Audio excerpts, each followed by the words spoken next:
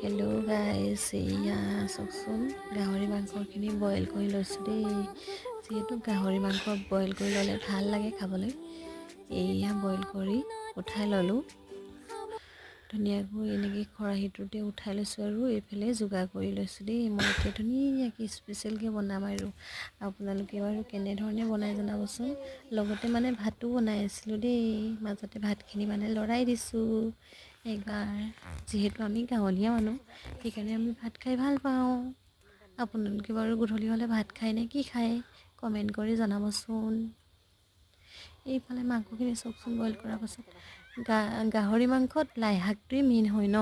সেয়া এইফালে কেৰাহী পাতি দিলোঁ, তেল দিলোঁ, গৰম হৈ গ'ল আৰু মই লাহেকৈ পিঁয়াজ নহৰু আদাৰ পেষ্টখিনি দিলোঁ।